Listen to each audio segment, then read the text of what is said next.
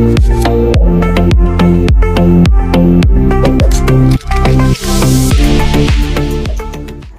મિત્રો, શિક્ષણ દીપ ચેનલમાં આજે આપણે વાત કરીશું ધોરણ 9 પ્રકરણ 3 નૂતન વિશ્વ તરફ પ્રયાણ. તો ચાલો MCQ ની વાત કરીએ. પ્રશ્ન નંબર 1, જર્મનીમાં નાઝીવાદનો સ્થાપક કોણ હતો? A. Hitler, B. Mussolini, C. Lenin, D. એક પણ નહીં. મિત્રો સાચો જવાબ છે ઓપ્શન A. હિટલર. 2, વિશ્વના માનવીઓનું સ્વાસ્થ્ય સુધારણાનું કાર્ય કોણ કરે છે? A. WHO, B. IMF, C. FAO, D. ILO. મિત્રો સાચો જવાબ છે WHO, વર્લ્ડ હેલ્થ ઓર્ગેનાઇઝેશન એ વિશ્વના માનવીઓનું સ્વાસ્થ્ય સુધારણાનું કાર્ય કરે છે. 3, નીચેનામાંથી સાચું વિધાન શોધીને લખો. A. જર્મનીમાં ફાસીવાદનો ઉદય થયો હતો. B. મુસોલિની જર્મનીનો લીડર હતો. C. નાઝી પક્ષનું પ્રતીક લાકડાની ભારી અને કુહાડી હતું. D. મુસોલિનીએ ઇટાલીમાં ફાસીવાદની સ્થાપના કરી. મિત્રો સાચું વિધાન છે ઓપ્શન D. મુસોલિનીએ ઇટાલીમાં ફાસીવાદની સ્થાપના કરી. One liner. જર્મનીમાં નાઝીવાદનો સ્થાપક કોણ હતો? હિટલર. વિશ્વના માનવીઓનું સ્વાસ્થ્ય સુધારણાનું કાર્ય કોણ કરે છે? WHO. ઇટાલીમાં ફાસિસ્ટ પક્ષની સ્થાપના કોણે કરી? મુસોલિની. ફાસિસ્ટ પક્ષનું પ્રતીક કયું હતું? લાકડાની ભારી અને કુહાડી. મુસોલિનીનો મુદ્રાલેખ શો હતો? એક પક્ષ અને એક નેતા. જે સંકટે વિશ્વભરની આર્થિક સ્થિતિને ડામાડોળ કરી મૂકી હતી તે વોલ સ્ટ્રીટ સંકટ ક્યારે આવ્યું હતું? 24 ઓક્ટોબર 1929ના દિવસે. દ્વિતીય વિશ્વયુદ્ધની શરૂઆત ક્યારે થઈ? 1 સપ્ટેમ્બર 1939ના રોજ. દ્વિતીય વિશ્વયુદ્ધમાં અમેરિકા મિત્ર રાષ્ટ્રોના પક્ષે જોડાયું તે માટે કયો બનાવ જવાબદાર હતો? અમેરિકાના હવાઈ ટાપુઓના લશ્કરી મથક પર્લ હાર્બર પર જાપાનનું આક્રમણ. જાપાને હવાઈ ટાપુઓ પર આવેલા અમેરિકાના કયા બંદર પર આક્રમણ કર્યું? Perl harbour 1941. દ્વિતીય વિશ્વયુદ્ધનો અંત ક્યારે આવ્યો? 11 ઓગસ્ટ 1945. દ્વિતીય વિશ્વયુદ્ધ પછી ચીનમાં કોના નેતૃત્વ નીચે સામ્યવાદી સરકારની સ્થાપના થઈ? માઓ તુંગ ઈસવીસન 1949. દ્વિતીય વિશ્વયુદ્ધ પછી વિશ્વ કઈ બે મહાસત્તાઓ વચ્ચે વહેંચાઈ ગયું? અમેરિકા અને રશિયા. દ્વિતીય વિશ્વયુદ્ધ પછી વિશ્વમાં શાંતિ માટે કઈ સંસ્થાની સ્થાપના થઈ? સંયુક્ત રાષ્ટ્રો. સંયુક્ત રાષ્ટ્રો યુએનનું મુખ્ય કાર્યાલય ક્યાં આવેલું છે? ન્યૂયોર્ક. સંયુક્ત રાષ્ટ્રો યુએનની સ્થાપના ક્યારે થઈ હતી? 24 ઓક્ટોબર 1945. હાલ 2016 સંયુક્ત રાષ્ટ્રોમાં કુલ કેટલા રાષ્ટ્રો સભ્ય છે? 193.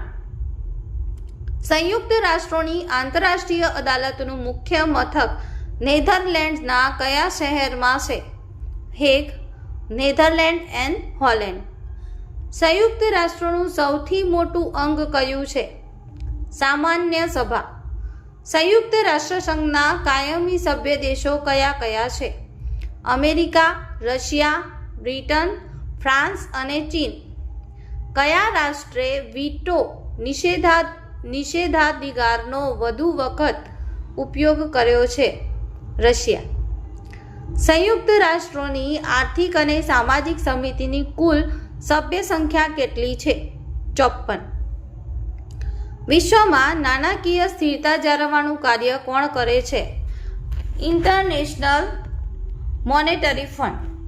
વિશ્વના મજદૂરોના હકો અને ન્યાય અંગેનું કાર્ય કોણ કરે છે? International labour organisation. આંતરરાષ્ટ્રીય અદાલતના ન્યાયમૂર્તિઓના હોદ્દાની મુદત કેટલા વર્ષની હોય છે? 9. સંયુક્ત રાષ્ટ્રોની સામાન્ય સભા તેના મહામંત્રીની નિમણૂક કેટલા વર્ષ માટે કરે છે? 5.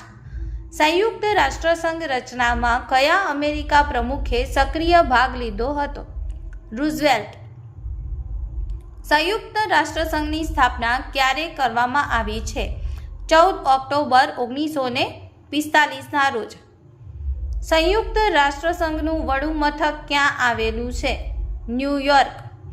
યુએનની સભ્ય સંખ્યા કેટલી અને અંતિમ જોડાનાર દેશ કયો છે? યુએનની સભ્ય સંખ્યા 193 અને અંતિમ જોડાનાર દેશ છે દક્ષિણ સુદાન. સંયુક્ત રાષ્ટ્રના અંગોના નામ જણાવો. 1. સામાન્ય સભા, 2. સલામતી સમિતિ, 3. આર્થિક અને સામાજિક સમિતિ, 4. વાલીપણા સમિતિ, 5. ન્યાયની આંતરરાષ્ટ્રીય અદાલત. યુએનનું કયું અંગ વિશ્વની પાર્લામેન્ટ તરીકે ઓળખાય છે? સામાન્ય સભા. યુએનની સામાન્ય સભાના પ્રમુખ તરીકે ભારતમાંથી કોની વરણી થઈ હતી? વિજયાલક્ષ્મી પંડિત. માનવ અધિકાર દિન ક્યારે ઉજવવામાં આવે છે? 10 ડિસેમ્બર 1948. યુએનની સલામતી સમિતિ સભ્ય સંખ્યા કેટલી છે? 15. 10 + 5. યુએન સલામતી સમિતિ કયા દેશો પાસે વીટો પાવર છે? યુએસ, બ્રિટન, રશિયા, ફ્રાન્સ અને ચીન પાસે વીટો પાવર છે. WHOનું વડું મથક ક્યાં આવેલું છે? જીનીવા. યુનેસ્કોનું વડું મથક ક્યાં આવેલ છે? પેરિસ. વિશ્વ બેંક IBRDનું વડું મથક ક્યાં આવેલ છે? વોશિંગ્ટન. યુનિસેફનું વડું મથક ક્યાં આવેલું છે? ન્યૂયોર્ક. ILOનું વડું મથક ક્યાં આવેલ છે? જીનીવા. FAOનું વડું મથક ક્યાં આવેલ છે? રોમ. યુએનની સલામતી સમિતિના બિનકાયમી સભ્યની સંખ્યા જણાવો. 10. યુએનની સલામતી સમિતિના બિનકાયમી સભ્યો કેટલા વર્ષ માટે ચૂંટાય છે? 2 વર્ષ માટે. યુએનની સત્તાવાર ભાષાઓ કઈ કઈ છે? અરેબિક, ચાઇનીઝ, અંગ્રેજી, ફ્રેન્ચ, રશિયન અને સ્પેનિશ. સામાન્ય સભા વર્ષમાં કેટલી વાર મળે છે? 1 વાર. Thank you.